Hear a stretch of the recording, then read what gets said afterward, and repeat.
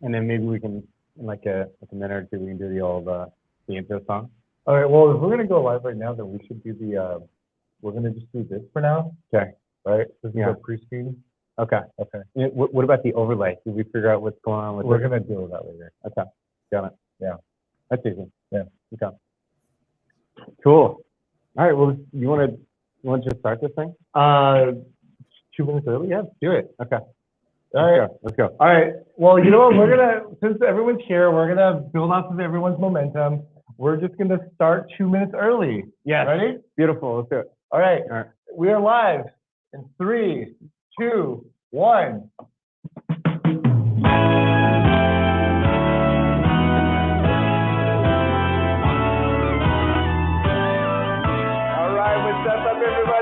What's going on? My name is Nick Larson. We got Peter Wang in the house, and this is Silicon Zombies. This is episode number 104, I think it is. 104? It's getting wild. Wow. It's real wild.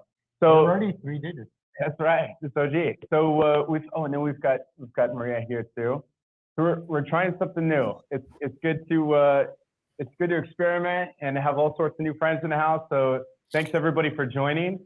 Silicon Zombies is all about the best brains in the Bay. So getting you the contacts and the knowledge that you need to get to the next level. So we've got all sorts of wonderful founders and investors and technologists on the call today. So I want to do a quick shout out to our sponsors, Nacodex.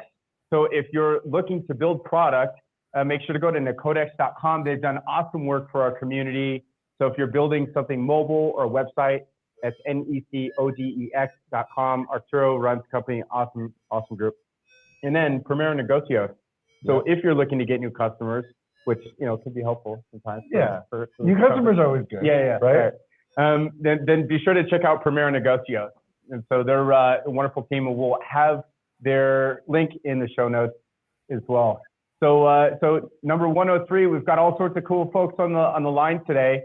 How should we kick this off? Maybe do a round table of introductions. Well, before we even do that, so this episode is going to be geared towards our Silicon Zombies community. We'll be doing these episodes sporadically because at the end of the day, aside from like highlighting guests and talking about cool stuff happening within like the tech space, current events, we let's not forget this is a community first podcast show second. Yeah. Right.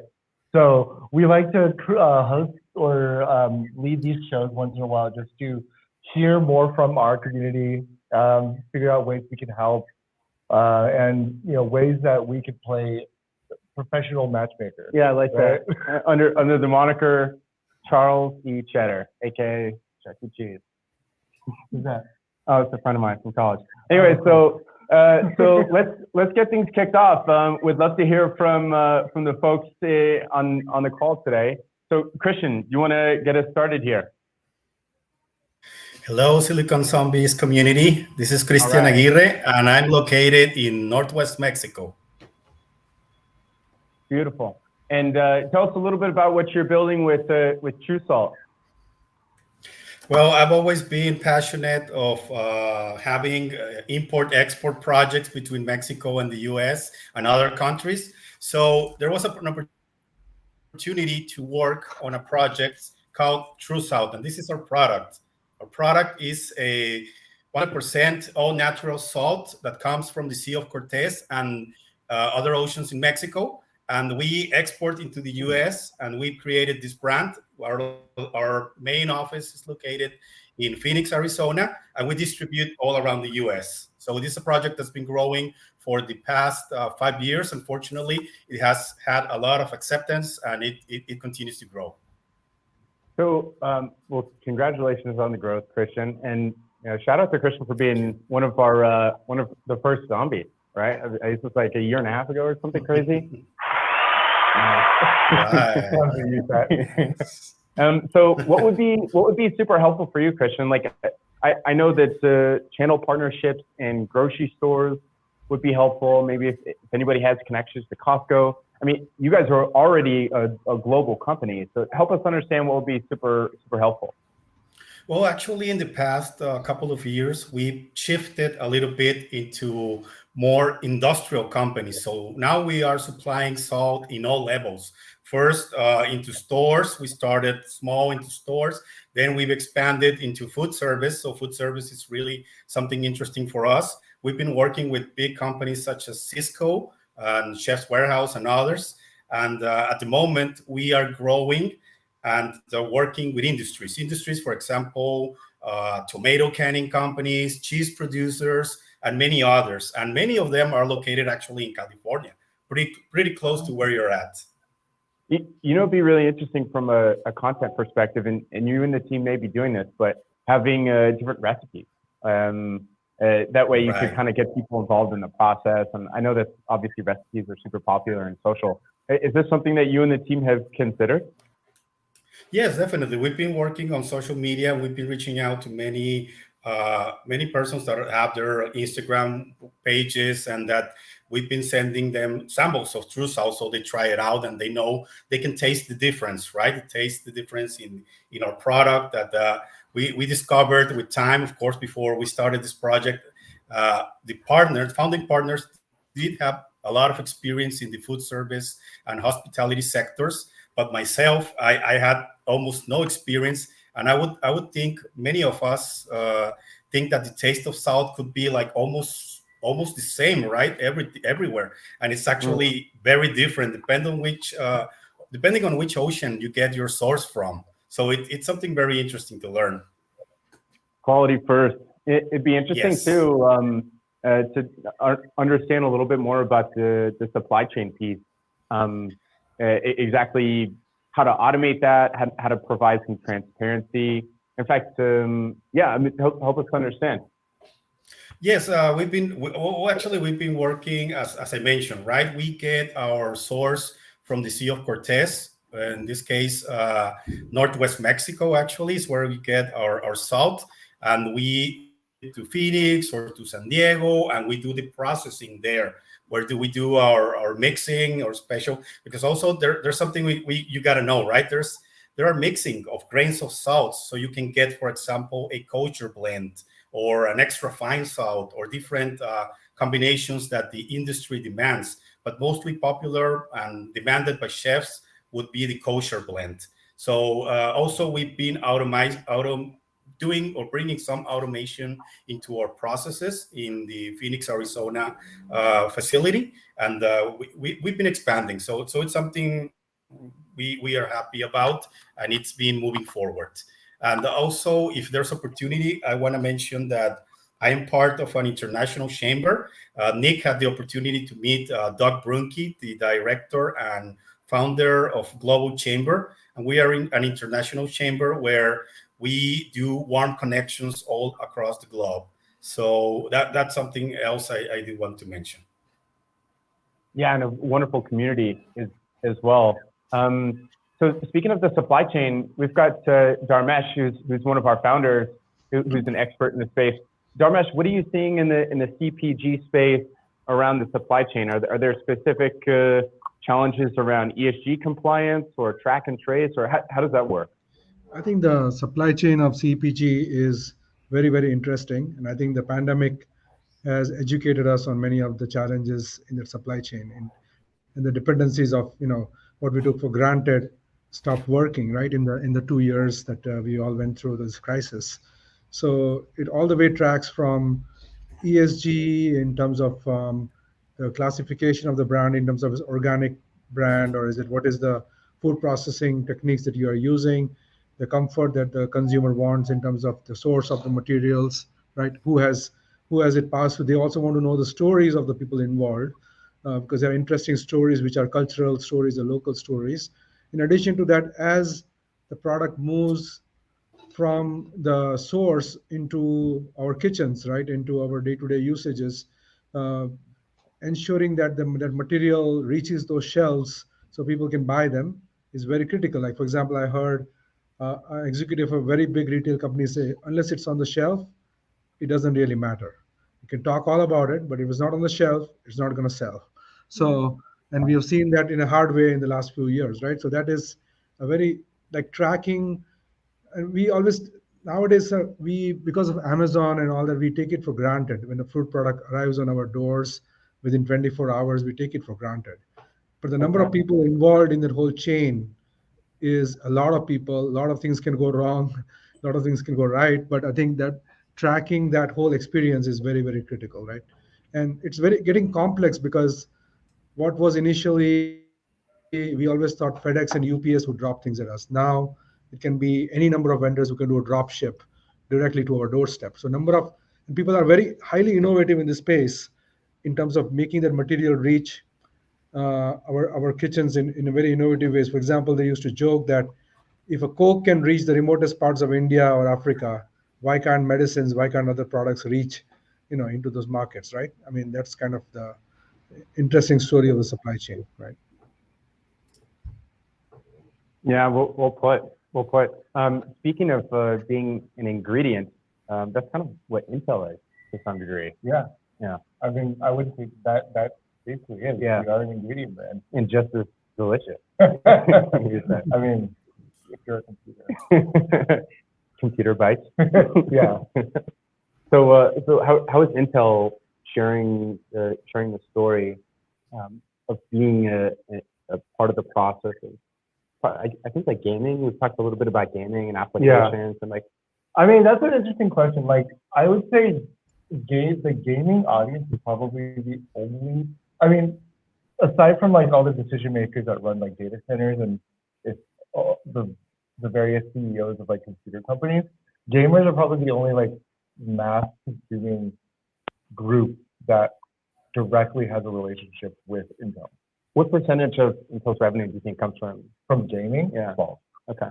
Small. Small but fierce. Yes, I mean, gaming is a good niche in terms of like just end user, like end user consumer. Yeah. Right now, I know that like we're pushing for just other like a broader slice of like the consumer tech pie. But I wouldn't know actually what percentage gamers are.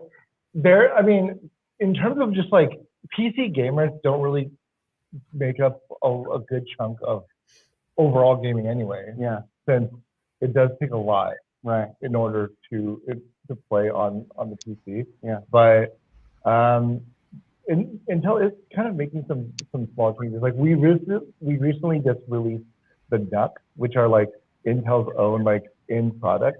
The mighty NUC. Yeah, they're basically tiny computers. Wow. And like nano tiny or? No, they're about the size of like half the size of an Xbox, for example. Got it. It's essentially like, imagine just like an Apple Mini with a dedicated GPU. That's pretty much what it is. And what's the use case for something like that? For Let's say if you wanted to like create small little workstations. So if you wanted to run a computer lab, so you would buy, let's say, 100 different NUCs, and then you could like put them in, build them into your architecture. Can you stack them, kind of a thing? What do you mean by stack them? Like if you have multiple NUCs, their compute power is aggregated. That's not how it works. No, if you together, you will not be able to make it. Say what, Dharmesh? Do you want to set up a Bitcoin farm? Is that what you're thinking? Yeah, Bitcoin farm. I mean, you don't need a bunch of computers to do that. You could do that with a bunch of GPUs. Yeah, I'm interested to see how that will, especially with the recent innovation with was it room temperature superconductor technology? I don't know if anybody has heard about this. This is on the All In podcast, but if you have a cord that's running electricity through it, it's hot, right? Because the molecules are bouncing off and we lose about 15-20% of the heat in that capacity. But now they're figuring out, or I guess they're getting closer. Tangle Lake, is that what it was? Tangle Lake is Intel's second generation quantum chip that is semiconductor/superconductor. At room temperature though? I have no idea. Okay, because I mean that was like the recent, like imagine being able to push like a train on tracks and then it would just never slow down. It's just kind of like a crazy idea. Or like or like these AI Oh, you mean supercomputer chips that are using like 99% less less energy. You know, but it's good to continue to keep learning about these kinds of things. Speaking of learning, so Maria, if you wanted to share a little bit about what Ahura is doing, super innovative stuff, you have the floor. Oh, thank you so much. Hi, everyone. So excited to be here. But before we get started, I have to say my first Silicon Zombie live taping last month was in the worst storm I've ever seen. And now I'm sitting in my home in Oakland. You've seen my lights flickering because apparently you all and lightning, whatever that symbolism is, it's strong. So just putting that out there for you. Thank you.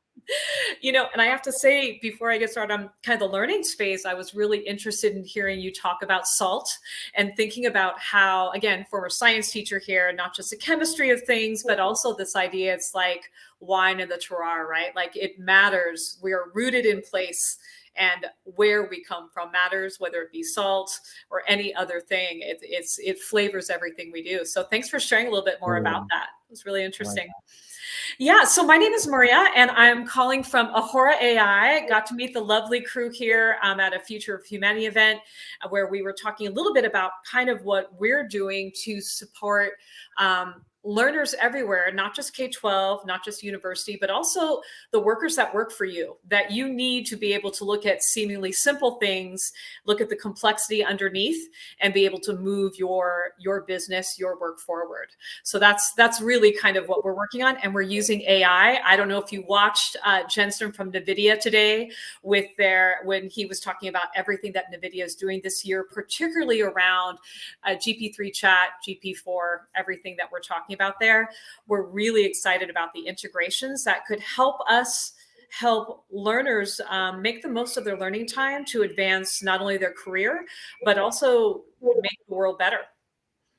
Wow. You know, I love that. I feel like that specific space is probably one of the few that's protected against artificial intelligence, because like they're just like how there's prompt engineers, human beings will always need to continue to learn, even if it's learning how to deal with a new tool or something that just came out. Maria, can you share with us maybe some interesting applications? By the way, congratulations on the raise. I know your team just closed a big round. So thank you. Yeah, I've been here now for a year and a half. I came from K-12 education, a high school science teacher for 20 years, and also a UC Berkeley professor teaching STEM majors, getting an ed minor, like best practices for STEM stuff, all about the science in my family. So that's how we do.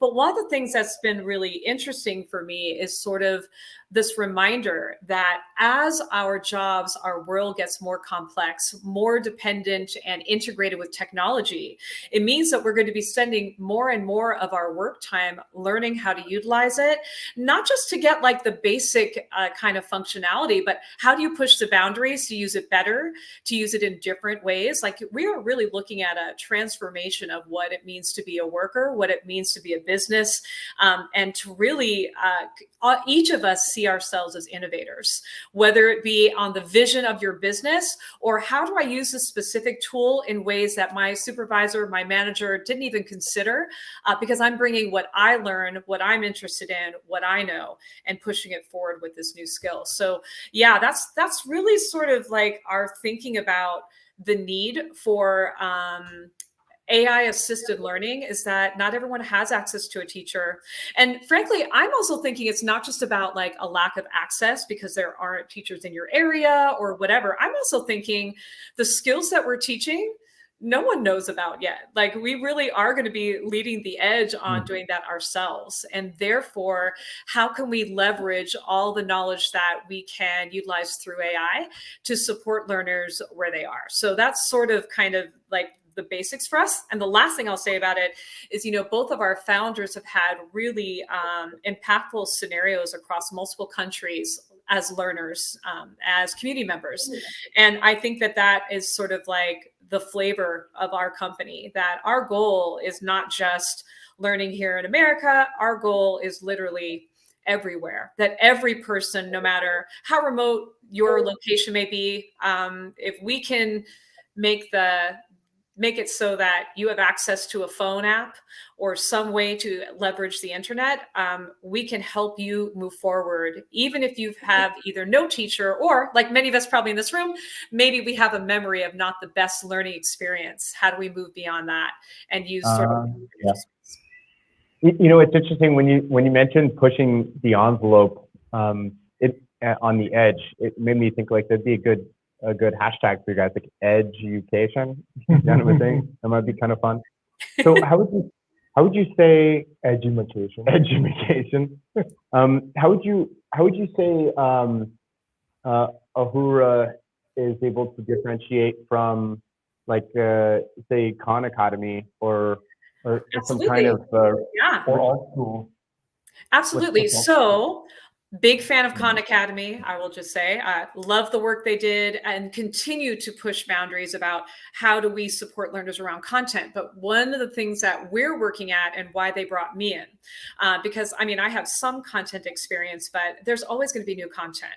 The thing that's not different is the person sitting in front of the content. That's you. So how do we attend to those skills that are about your approach, your strategy to learning versus what it is you're actually trying to learn, right? So you bring yourself to the table. How can we share with you data about how you are engaging online to help you shift your practices? So I know, again, sometimes when we talk about this, it takes a little bit of time to remember that. Like I created this whole like science of learning course for our company just to kind of get a sense of like my career and like why is it that my kids are doing so well, besides the fact they're fabulous. There's something we're doing in the room. What is the stuff that we're doing? And yes, there were some that was about, kind of expertise in science or in pedagogy. But a lot of it was talking to students about their learning skills, mindset, planning, strategies, not just study skills, how they reflect. So what we're doing is taking all that we know about the best practices of teaching and learning, all that we know about cognitive science and like behavioral psychology, and utilizing data screens that learners can go, oh, that's how much time I actually spent learning. So for example, we did a pilot early on where we found that when folks were learning for an hour, they actually spent around 8 minutes learning. They said they learned for an hour, but it was about 8 minutes or so. And when they were using our much less sophisticated system at the time, we've got more things now, it moved up to 26 to 34 minutes, which is still like, let's just be honest, a teacher me is not super thrilled about that either. But this idea that seeing the data helps you change your flow. And that's what we're looking to do. Yeah, that's fascinating. And especially like if you consider, like resource, what is it? Like deprivation, for example. Like I know that the military was doing language learning, and so when they put somebody in like a warm bath, and then sensory deprivation, they were able to learn a language like several times on magnitude faster because of that. They were just like, what? Yeah, and in fact, I just went to Chinese school. I could have just done that the whole time. No, you have to suffer. But they actually had this at 360. Do you remember the what was the one, the Felix was building? Space VR. Space VR. Yeah, it was basically it was like this. It feels like you're soaring through the cosmos and experiencing I think what they call the Overland effect, which is like this whole concept of, let's bring in Arnie here. This whole concept of general well-being and wishing good things for your common human being, because you have this, you view the Earth as like a small, just a small speck like floating through. So are schools going to be in outer space now? I think learning happens wherever. I think that's great. Yeah. That's a great well, idea. Nick, I think you bring up a good point about that sort of like what keeps us engaged when things get boring or sort of tedious is a connection to purpose. And that, again, looking at data and sort of letting you sort of engage back with purpose helps you in a different way as well. I was also going to say, as you were talking about that, the data that we see about how many times the average worker is interrupted when they're online. Can you guess how often that happens in an hour? Yeah. Many times. I'm just gonna tell you, just so you know what your workers are going through. It's about every That 8 can't be to good 11 for mental health minutes. either. That's it. So like when you think about your average person that's working for your company is also trying to upskill to do a better job for you and their career, all the things. Every 8 to 11 minutes, somebody interrupts them. Like think about what that means about how important it is that we make the most. Like we can't think about like learning and teaching like myself. The idea that you'd be studying in 8-minute increments like is horrifying. Like I want to get an hour. I want you to really dig. That's not happening. So how do we? I know that's why Stephen King would, he had a laptop that was not connected to the internet or any applications, just like word processing. So that way there's, you just focus on exactly the task. Yeah, I mean, there's only, if you've got that Slack going, your boss needs you, but it's really hard to come back. So again, how can we disrupt sort of as much as we can within those 8 to 11 minutes? How do we help you make the most of them by making sure that you're just dialed in, like when you're there? Like, what can we do? Let me ask, say this. Do you think the future is us being more adapted to being able to like be less distracted in short bursts, or do you think the future is changing the way we look at like what a distraction is? Very contrarian, right? Because I feel like the way we're going, I feel like humans are going to have to like physically adapt to how technology is going to be here. It's almost like a feedback loop. Unless it's like fundamentally not helpful for our progress, or for example, like back to like hunter gatherers. Like if you were trying to do 5 things at once, then your success level is probably decreasing it, as opposed to focusing just on taking down that deer because you need to bring that back to your family. I guess it's kind of, and I think that kind of speaks like. I like that you took a 3 billion-year-old example. made it present. Yeah. Because I was gonna say like how we can do a more recent example, right? Like, okay, let's put it this way: in the internet in the early 2000s was saved by advertising. Advertising saved the internet. Point one. But now, because of this result, we get inundated kind of ruining with advertising. Kind of ruining it. Yeah. Came full circle. So what is the future going to look like? Are we just going to live and deal with it, or is there going to be a new type of internet that might not be fueled by advertising? Well, Peter, look what happens when we're in flow state. You're not getting interrupted. You're in the groove. You're completely immersed in that experience. That's not. You're not getting a million notifications. You're just doing probably one. Or thing. your brain is good at tuning out a million different notifications for a short span of time. Yeah. So can I tell you something about that, if I could, before we probably move on to others? First of all, I think the answer I'm going to give you, you're probably going to hate, which is a teacher answer, which is both are true. We are going to get good at both being able to put on those blinders and stay where we need to stay when we need to. And we're going to get better about when we can sort of do all the things. But I have to say, I know they tell us multitasking is not a thing, but it's sort of like, you have to figure out how you toggle back and forth when that Slack message is going, which you cannot turn off. That's my boss.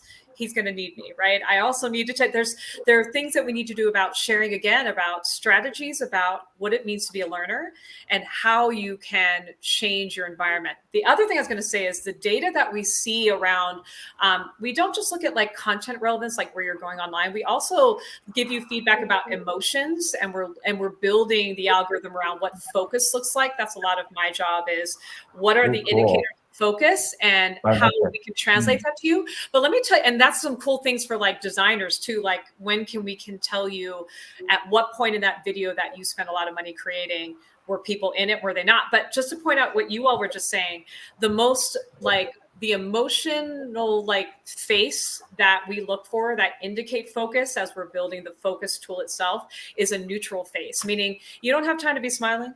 You're not doing any of those big emotional reactions are brief, and then you move on, and then you just like zone in, and your face, it's not like it's frozen, but it's a lot less.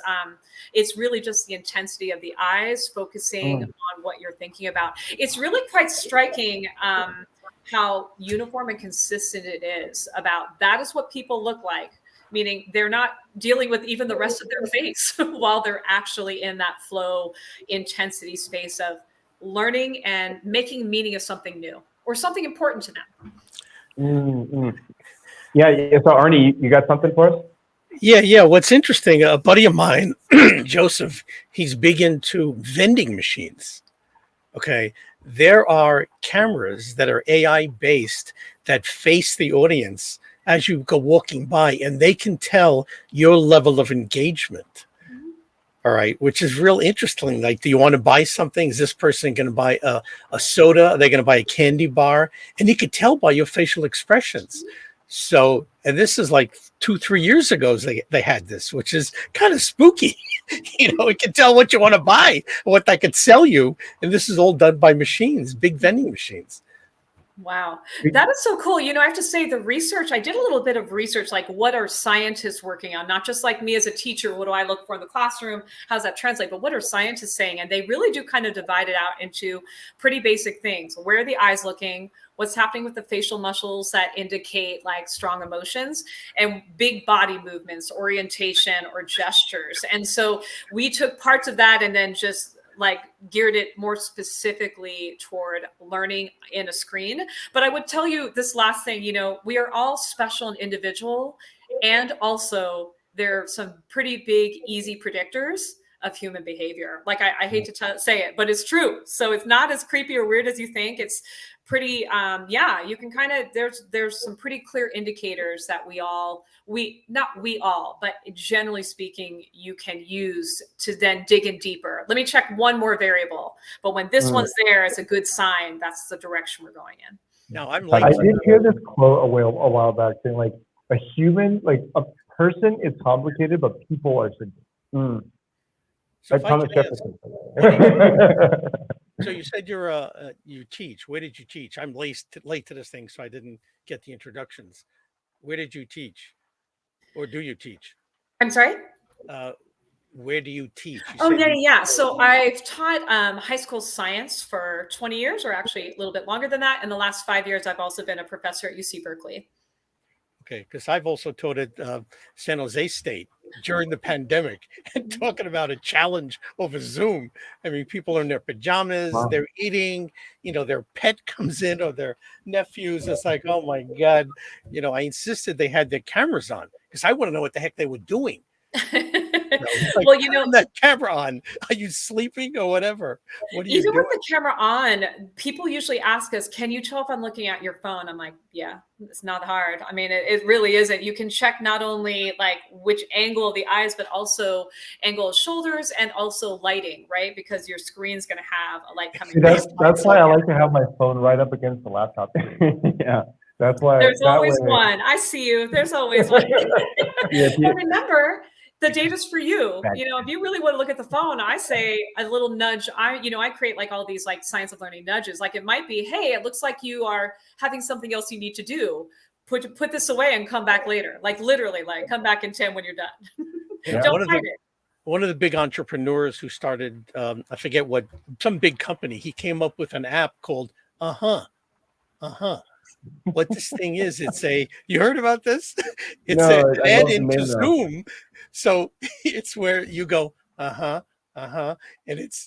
you're really not there. You heard about that? The guy with that reminds me of I didn't catch your name, the guy on top. If you ever read Calvin and Hobbes, like Bill Watterson, the Calvin and Hobbes series, like Calvin, he cuts ping pong balls, or he cut a ping pong ball in half and then drew pupils, and then it was sleeping in class, just like, looking like he's paying really good attention. Or it's the equivalent of like putting peanut butter on your mouth and letting your dog lick your mouth so that it moves your cursor, so it tells you that you're active on your computer.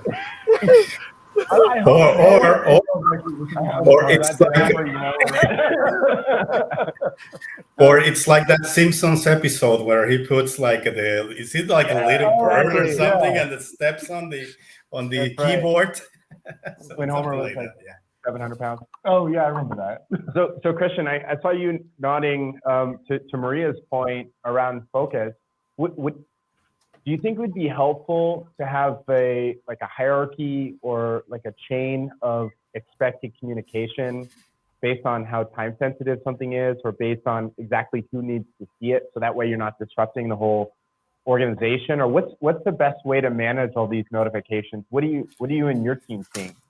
Wow, this is very interesting. I mean, we are bombarded every day with micro tasks or tasks, different levels of importance, and it was mentioned. The moment I heard that it was only 8 to 10 minutes distraction, I was like, sometimes it's a lot more, right? That probably 8 10 minutes being distracted every 8 minutes. That's a person that can really be focused, actually. But if we're talking about normal people, I mean, it's very constant. A lot of many times more it happens, right? So it would be very important to define how to get moving with the most important tasks and how the importance, etc. Right? So it's something really to think about, and I'd love to learn more. Well, I have a suggestion. I want to put on an event. The date hasn't been set yet, it's going to be covering a bunch of different topics. And instead of calling like work groups, somebody came up with the idea of huddles. So let's say you're only interested in this particular segment of technology or whatever, you just join that huddle instead of having to sit there, for the entire meeting till they get to the meat that you're interested in. So I don't know if there's a Yeah, meeting yeah. technology that does that. Is there? Well, I don't know. Sometimes I think it's important to have like the context. Like if you tap in just on the specific piece that you think you're interested in, maybe you could be losing out on the overall message or knowledge that is touching it that could actually be more impactful to you. I mean, Hassam, what are you finding? You drive all sorts of wonderful groups and engagements and people together. So help us understand your perspective here. Thank you so much for having me today. It's very excited. As you can see, I'm in my car listening to amazing discussion here. Thank you so much. I've been learning a lot as well. And something came up was something about like distraction, focus, and how we communicate, and about all notification and everything. This is something called engagement in psychology, but basically, and also it plays directly into our happiness as a humankind. And it's called something called theory of flow. Basically, Mihailovich came up with this idea of a theory of flow where it talks about where when someone is engaged in an activity where they forget about time completely. And you would imagine sometimes you're cooking, if you're interested in cooking, you're cooking, and then you look at your time, your watch, and like 2 hours are passed because you were enjoying that activity so much that you forget about time. And when you're sitting in the class, it's boring sometimes, it's hard. And then you look at the time, it's like 5 minutes. After 2 hours, you think past like another 5 minutes. It's like not that much fast. So that's something called theory of flow, which people who are engaged in something directly and they forget about time.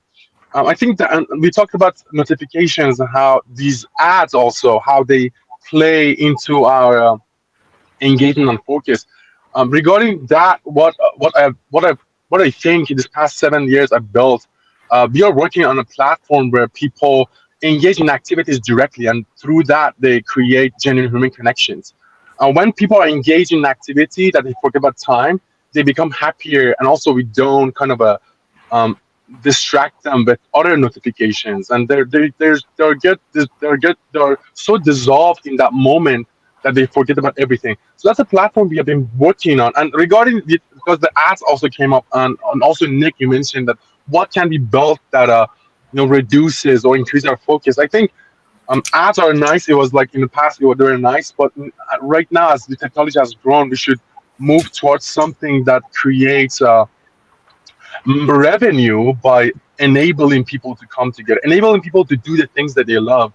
And also, you brought the huddles and things that you're interested in. I think we should move toward those systems where people get the things they like, and the businesses make money through bringing direct value to people, the things they like directly instead of. So how would you tie in? I'm all about making money. How would you sustain this? So what would you do? What would you sell? I mean, what would be the revenue? I would love. That's a great question. I think one thing is a direct value add. Right now, what our businesses are made based upon ads. I think if we can create a business where people are charged through the activities they do. For example, you brought up huddle, right?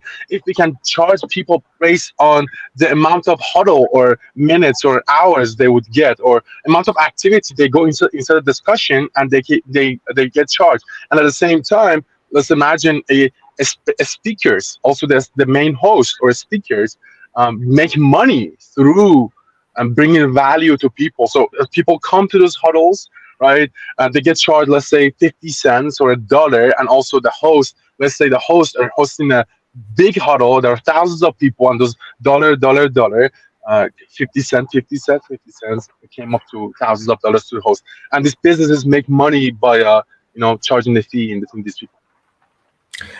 Well, this is very interesting. My space is events. We're all about event technology. So can you imagine a trade show or a conference? So what I'm thinking, is somehow you have a session where you can charge. We need to talk. 100%. How can I integrate this into event technology that I can offer a client? You have these huddles. Now, we talking about in person, we talk about virtual. So what did you have in mind when you came up with this? 100%. The first thing I came up with this idea was it was a long time ago, and was actually the main reason was people's happiness. Like, I was designing robots, and I saw that when I show positive message to people, they become happier, these assemblers. But how that story tied into this was that I studied positive psychology. Because of that, people became happier. I studied positive psychology, and in positive psychology, it mentions that people need few factors for them to become happier. I call it remap. It's called PERMA.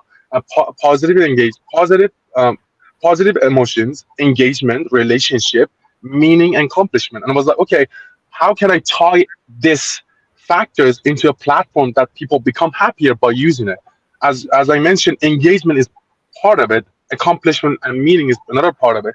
So it had to be a platform where activities are the centric of the whole platform, where people become active. As you mentioned, virtual activities, it could be a huddle, or it could be in-person activities. So events is basic activities, or in person, are the key component of such platform, where people come together, they create they get engaged in activity they like, they create relationships.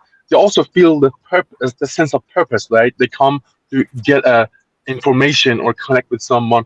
So that's how I came up with this whole thing. It's interesting that you said that has I just read an article recently. It says when we're in the state of play or enjoying ourselves, the neural connections that we make happen like remarkably faster. I think it's like 2 to 3 times in comparison to like 15 or 20 times when you're kind of being pushed through something as opposed to like truly enjoying it.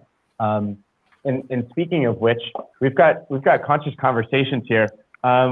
We can Peter, do you want to pick one of these cards here? We can maybe go around and do some of these. And while you're doing that, there was some great comments. Let's see. Maria says you're all talking about something great, which is the fluidity of time. How 5 minutes can feel like long or short, depending on engagement. There we go. Good. Cool. Conscious Conversations by Joel. Oh, this is going to be fun. What's something you'll never do again? What's something that you'll never do again? Yeah. That's a heck of a question. Can I answer that, or? Go for it. I mean, does anybody know what a Tesla coil is? Yes. Okay, well, this was in junior, even before high school.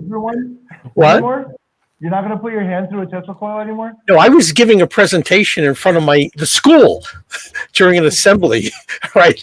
And I get a 10,000 volt shock. So I'll never do one of those again. What did that feel like? It felt good, but for a little while. It's like, it reminds me of the Steve Martin skit where, he's in front of a microphone and he spills water on the floor and he steps in and the guy gets electrocuted. He waits a second and he goes back and does it again. Yeah, it was a jolt. Steve Martin's got another bit that he does called the King of Hearts come down and dance. So let's pretend that this is a deck of cards, and then we'll find the King of Hearts here. And Peter, when you're ready, say the King of Hearts, come down and dance. The King of Hearts, come down and dance. That's pretty much it. Okay. Yeah, swing and a miss. That's something you're never gonna do again. Yeah, I will never do that again. That joke. I brought it all back. Exactly. So who's next? I'll go. Maria, do you want to go? Yeah.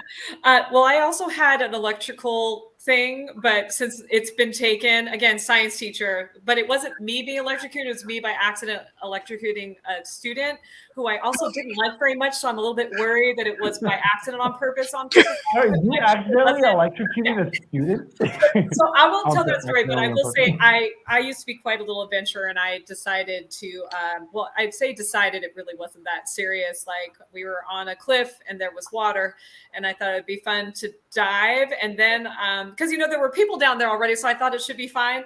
But now in my, more rational mindset, I realized that just because people made it probably isn't the best, like, necessarily the best insurance policy, and that I should have maybe taken a few more minutes to decide. It was super fun, sounds like the student probably deserved it, had it coming.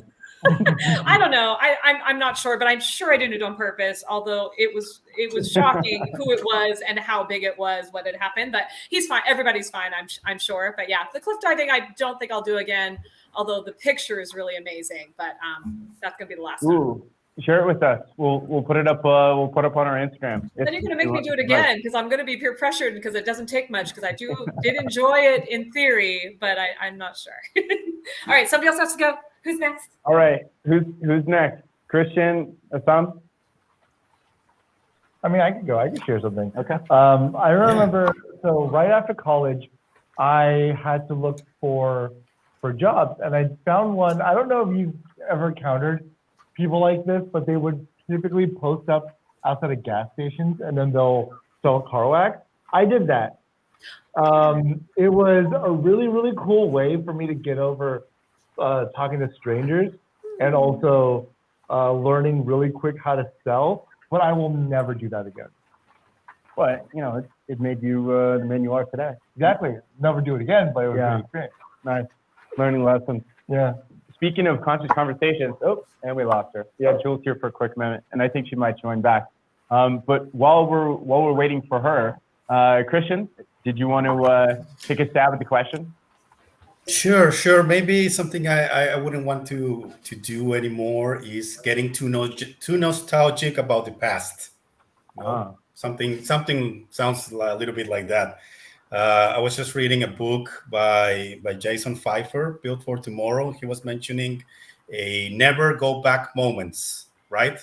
Never go back moments. Those moments where you are like, well, I love it where I am at, and I'm enjoying it, and I don't want to go back, right? So, man, it's just like what you all mentioned here.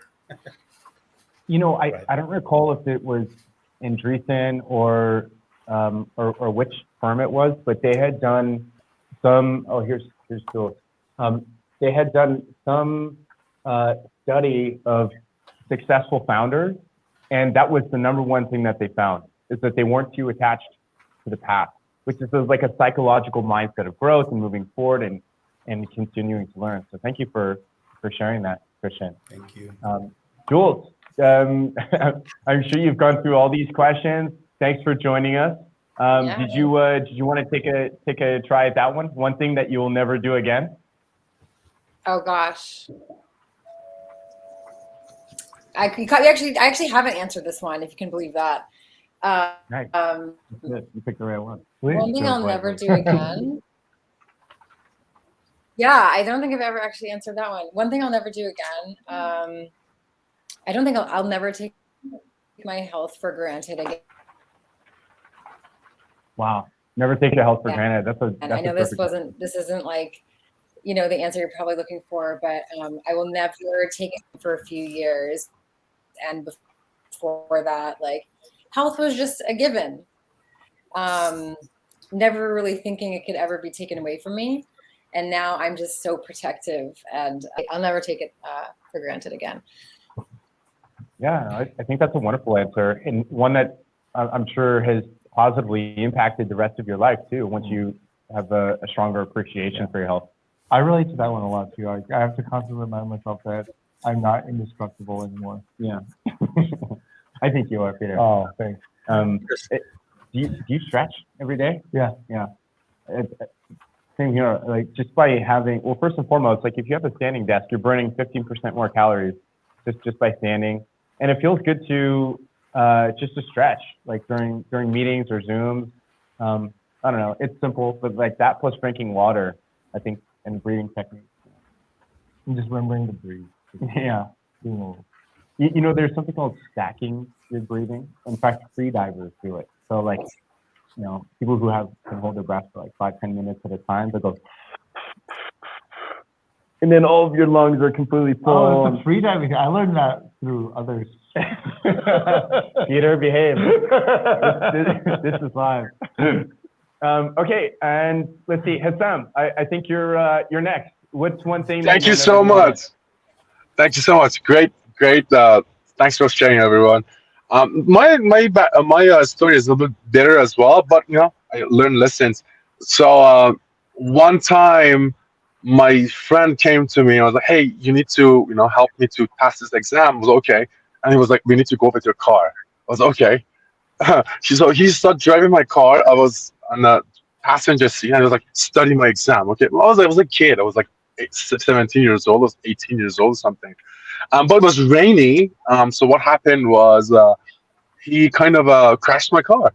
So basically, he was like driving past, like, dude, just slow, go slow. But he did not do it. I was like, slow. He still didn't do it. And then we flew basically on the air, and we just like rotate, and just came on air. In the water, we landed in the water. So I was like, okay, I'm not gonna do that again. And so that was my lesson. And today was really windy. I had an event to go, but I canceled it. So I learned my lessons. It was a better, but I think that was my life lesson. I would not do that again. Thank you. So practice. Yeah, go ahead, Arnie. Well, I have a life lesson, which I learned. I think it was the first or second year of college, and a buddy of mine, we rented an ice cream truck. This was on the East Coast, and it was called, you ever hear of Good Humor ice cream? Sure. Okay. Well, I did Hoodsy. It was a step van, almost like a food truck. You're inside, there's a freezer, you know, and I would give kids cones and pops if they stole the guy's hat or spoons, right? So one night, Mo and I, because me and a buddy went halfies on it, and we go to this park, and a lot of young adults, you know, they were doing, I think they did inhale. But anyway, this guy comes up to us and he says, "Hey, man, I want to buy everything in this truck." And he pulls out a wad of bills. He's probably the drug dealer, right? Selling pot to all the kids in the park. So Mo and I, like schmucks, turn around. We do an absolute inventory of everything, counted everything in the freezer. We turn around, the guy was gone. So the lesson in life was, give us $500, we'll deliver it. We'll drive in the park and give it to you. It's like the guy would have paid anything. He just wanted to treat all his customers to ice cream. So I will never forget that lesson. Is that the end of your ice cream career, Arnie? No, we did it for a few more months. You know, then school started. Nice. Hey, I remember. So my dad had shared a similar story when he was a kid. They would. This is in Minnesota. They would go to the donut store, buy a bunch of trays of these maple bars, and they would buy them for $0.25 and sell them for $1. Or no, sell them for $0.25 or something like that. They buy them for $1 and sell them for $0.25? Buy them for $0.05, sell them for $0.25. Oh, so like good. 5x, Okay. whatever. Did he have anything to do with Silicon Valley Bank? But okay, go ahead. Yeah, right. Touche. But they were like bookies. So like if you couldn't afford maple bars, they'd be like, okay, we'll loan you one at like 50% interest. And then, you know, and then they would cut people off. Like if somebody was buying one for somebody else and they found out, they'd get blackballed. You know? So your dad ran a maple syrup racket? Yeah, exactly. It's maple syrup crime ring. Exactly. Minnesota's wild. Buck Wild. Hey, did you say that because it's a hockey team name? No. Minnesota Wild? No, is it? That was just a fortunate pun. What's hockey? Don't start. Cool. Well, hey, guys, we've got about 5 or 6 minutes left here. Does anybody have any big announcements? Or Arnie, I know you got a couple great events coming up. Or if you want to give a shout out to a favorite founder or an ask, this would be the time to do it. Well, I do have an ask. I was on a conference call today with a client for a show we'll be doing in Barcelona. That's Barcelona, Spain, not New York. But anyway, I was at another meetup once and I had a challenge. So how many people are watching this thing? Because I have no idea. This is the first time.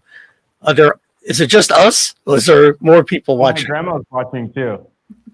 Your grandma is? Oh my God. So I don't know how technical everybody is, but an ask that I had and actually got results. So we do trade shows, right? And we can actually trace the journey of people. You know, here's their badge. And this, believe it or not, is a beacon. So we can actually trace where they are, trace what sessions they went to, etc. So the latest thing that I want to do is I want to have a treasure hunt where I want to place these beacons and you have to go around a venue and you have to find these treasures. And the treasures are basically a beacon. So instead of actually burying stuff or, you know, putting stuff in the middle of walls, I could take these things and just hide them. You know, and for Bluetooth, you know, it's amazing what these things can go through. So if there's anybody who has some Bluetooth low energy technology experience, please give me a call. Let There's me, a whole let's Reddit say I community. go search for this for half an hour. What do, Wait, what do I I'm get? sorry. I can't hear you. Say what? I'm saying, let's say I go spend a half an hour of my day going to search for this. What's my prize? What do I get? What do you want? What do you want? You know, I'm just, so as an curious. What's the draw for the? it could be a hotel stay. It could be a trip. Oh, Now remember, okay. now we're talking. Well, all right. So I'm also, so full disclosure, I'm also a member of MPI, which is Meeting Planners International of the Northern California chapter. And I happen to be the co-chair for the gala, which is an incredible event that's put on every year. I'm also a member of PCMA. You know, I also do other events, do a bunch of stuff. And just to spice things up.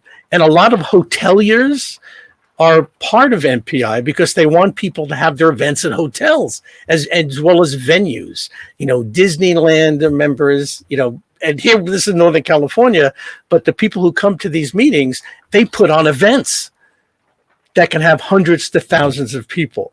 So I want to really make this an incredible meeting. I was involved last year and I did so much stuff. They made me a co-chair. The chair said, you do more than everybody else does. So anyway, I want to come up with some gamification. Gamification is so important. You should Yes. definitely connect with Hassam. In fact, I just did a LinkedIn message between you guys because Hassam's platform, I think, could be potentially collaborative and helpful to what you're building. Okay, yeah. And also that other thing about happiness and stuff with the huddles, that's of interest because people are just eager to do stuff. And, you know, post-COVID, people are, I hate to use the word dying to get together, but, you know, people are chopping it. I know. I can't think of another quick word. But anyway, people are just eager. That's a better word. They're eager to go to live events. You know, That's amazing. I was at an event last week in San Francisco at the W Hotel for MPI, and they had more people there than they've had in 2 years. It was amazing. Totally amazing. People just want to get together with people. Yeah, we're social creators. It totally makes sense. Christian, did you have something? Okay. Yeah, Oops. Go ahead, Jules. Yeah, I just Arnie. I'm sorry, Yes. Arnie. Okay. Yes, Yeah, I yes. have a friend who has a company called The Go Game, and his whole thing is creating kind of like fun games within companies to just make. How do I give you my email address? Where are you located, or where is he located? So his company's in the U.S. Anyway, I can get your info through Nick, and then I can just Okay, good. I can send you his contact info. Cool. So, yeah. Thank you.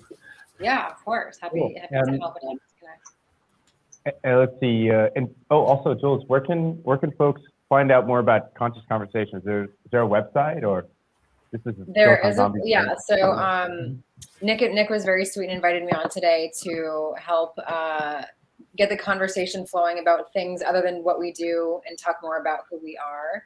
Actually, one of the questions that I was going to ask, I don't know if we have time for that, what's an adult problem that nobody prepared you for? I don't know. That can be interesting. Zero hesitation. Yeah, we all have something, I'm sure. Can't ChatGPT-4 do my taxes? If ChatGPT-4 is gonna do my taxes, that sounds amazing. Yeah. I'm gonna. You're in? Yeah, I'll use it once a year. Yeah, no more TurboTax? Yeah. Yeah, or maybe they do like an API. TurboTax is great. What? I need to stand up TurboTax. You don't like TurboTax?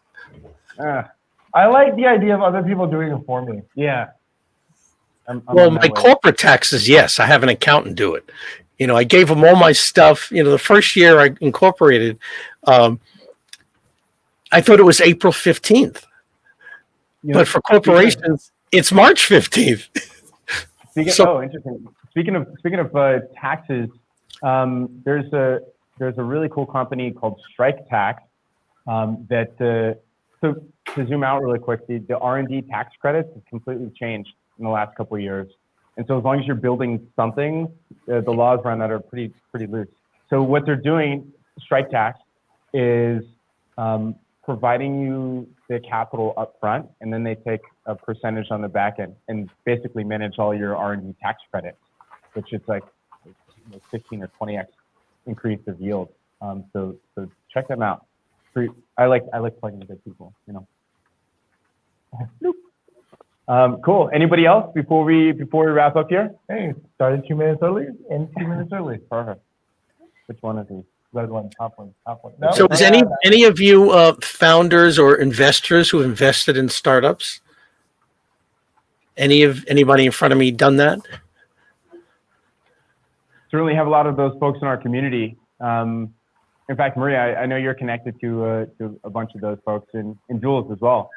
So if there's a specific question, definitely reach out to these folks on LinkedIn or Twitter or Instagram or. Well, the reason why I ask is I'm putting on an event this Friday, of which Nick is invited to, but it's not open to the public.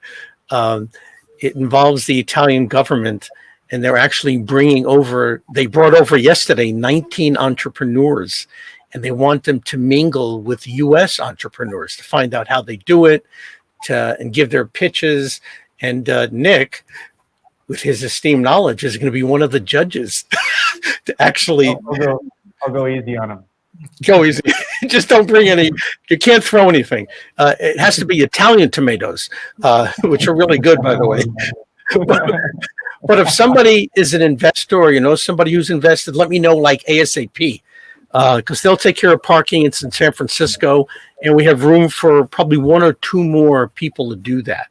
And all you got to do is just listen to their pitches and say, hey, do this. You should, let us know what your secret sauce is.